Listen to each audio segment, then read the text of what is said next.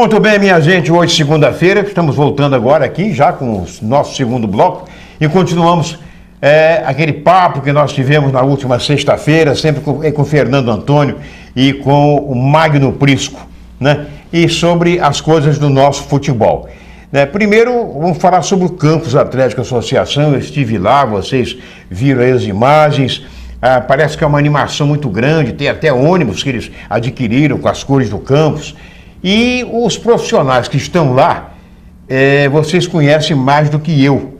Tem o Luciano Lamoglia, que já inclusive dirigiu o Carapebus. Subiu com o Carapebus, um time que na época não tinha nem salário. Foi notícia no Fantástico, foi notícia no Globo Esporte, né? E tendo como gerente de futebol o professor Rafael Soriano, né? Pessoas, eu vi lá um trabalho de base também bem feito, me parecendo, com o Rubinho, ex-jogador, zagueiro do Americano. Jogou com o nosso bravo Magno Prisco. Jogou com o Maguinho no Americano, o Rubinho trabalhando as equipes sub-17 e também o Totonho com a garotada de 13, 14, 12 anos. De modo que eu achei muito... Estão mexendo lá no gramado e tudo mais.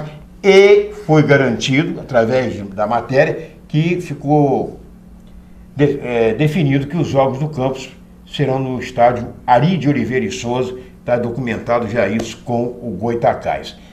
Muita gente, como eu, acho que deve ter pensado, isso é uma aventura que o campus está fazendo. Mas parece que tem patrocinadores, vários patrocinadores lá, um painel. Eu achei uma coisa interessante. É bom ter um time de campo na terceira divisão, Maguinho? Olha, o meu posicionamento, eu não vou ser politicamente correto. Sim. Eu não vejo futuro de sucesso enquanto tiver 2, 3 clubes em campo, né, jogando de uma maneira profissional. O campus, o grupo que está lá, é um grupo competente, de pessoas sérias, desde o lado do zelador até o presidente, passando também por Dr. Marcos Brito, que é uma pessoa altamente competente e gosta do campus, como eu também gosto, que eu comecei jogando no Roxinho. A minha escolinha, em 90, começou no Roxinho. E o Marcos Brito, que é filho do Joélio. Filho do saudoso Joélio. Você não jogou com o Joélio, chegou a jogar com o Joélio? Eu vim de outra geração. De outra geração. Agora, pensando no futuro, você vê, o campus vai jogar no Ari de Oliveira e Souza, quer dizer, já não tem um estádio que possa abrigar os jogos. O campus, na minha opinião, poderia fazer um trabalho de base, só trabalhando na base e alimentando os clubes de campus e também alimentando os clubes do futebol brasileiro para que possa se autossustentar. Então o futebol hoje é muito caro mesmo, tanto é que na segunda divisão o Goitacás é americano, para poder brigar, sonhar em retornar, a receita era em torno de 3 milhões ano.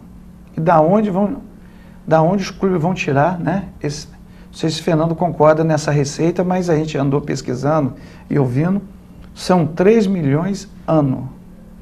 Então, tendo 2 clubes que precisam disso, já são 6 milhões ano. Só aí já é o orçamento da Fundação Municipal de Esporte, que não pode também ser parceira na equipe de profissionais, sim na base.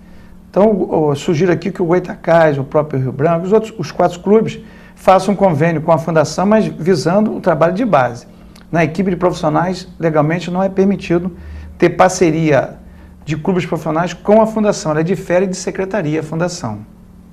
E na equipe de profissionais, em relação à administração pública, poderia fazer uma parceria com a Secretaria de Comunicação, uma outras secretarias.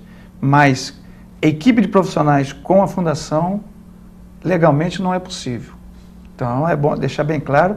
E mais do que importante, todos os clubes, eu acredito que só o campus e o americano estejam em dia com seus tributos para ter condição de ser contemplado com a parceria, não só com a prefeitura, com o Estado, com a União e com as empresas particulares. E eu não sei como é que está a situação do Goitacás com relação às tais certidões negativas, que parece que não tinha resolvido a situação ainda. Mas, Fernando, como é que você vê esse retorno do Campus Atlético Associação, que se viu forçado, inclusive, a fazer uma parceria com o Carapebus? Porque o campus, meu abraço a você, ao Magno Prisco, ao telespectador. O Campos, na verdade, estava desfiliado. Ele usa a marca Carapebus exatamente porque o Carapebus, ele tem condições de disputar a terceira. O Campos foi desfiliado e o Carapebus licenciado. O que me chama a atenção é como que o Campos conseguiu pagar 530 mil de dívidas do Carapebus para poder disputar. A dívida é do Campos. Passou a ser do Campos, porque o Carapebus parece que transferiu a responsabilidade. Não, o Campos que tem essa dívida com a federação. De 530? 500 não mil. seria o Carapebus? Não, o Carapebus não. Agora, o Carapebus também... licenciado, né? É aquele efeito ioiô. Subiu. Depois eu vou pesquisar, ver qual é a per capita de Carapebus, que é uma cidade pequena. Isso. Que às vezes tem condição, e se lá não vingou, aí que eu não estou... Tomara, eu vou aos Jogos do Campo, porque eu fui, minhas raízes são do Campos, vou lá para rever os amigos, mas a tradição de Campos, o Campos até a associação, minha preocupação é com o futuro, não é só o momento, não. Você tem que planejar bem aqui, o que aconteceu com o americano, não planejou, olha a situação que está. A dívida era do Campos, que muitos anos que desfiliou, o Carapebus há pouco tempo deixou de participar.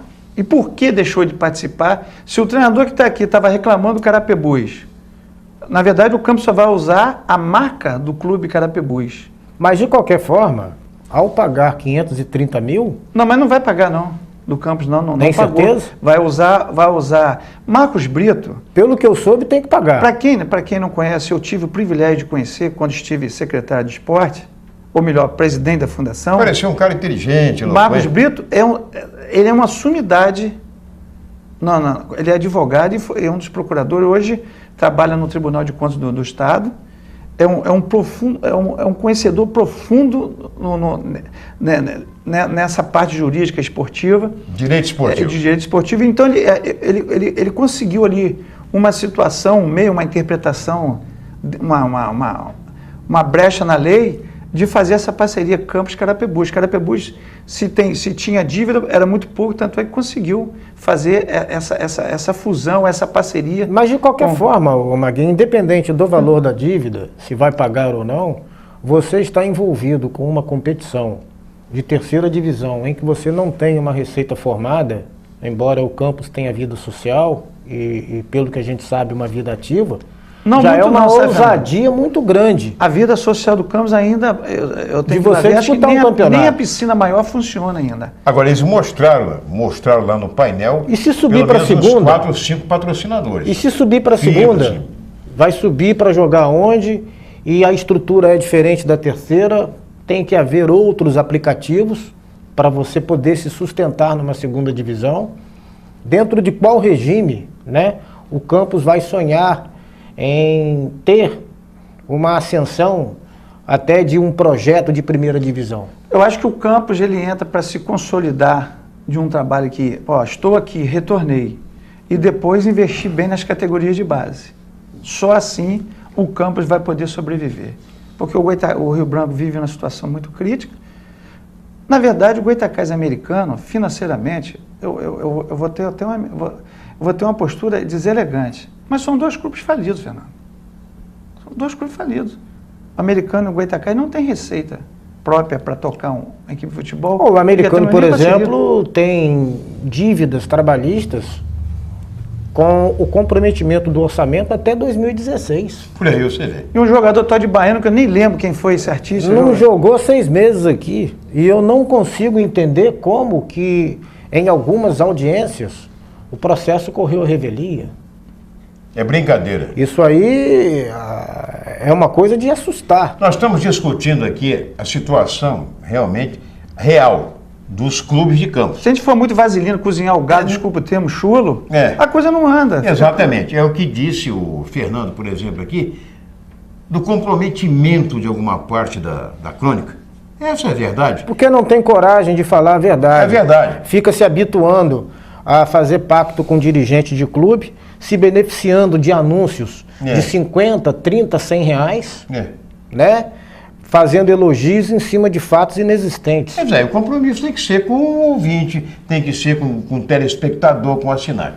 Nós vamos encerrando esse bloco, daqui a pouco nós vamos continuar no bloco seguinte, tocando nesse assunto, que é realmente um assunto sério, é um assunto que a gente fala com total independência, essa é a verdade. Daqui a pouquinho a gente volta.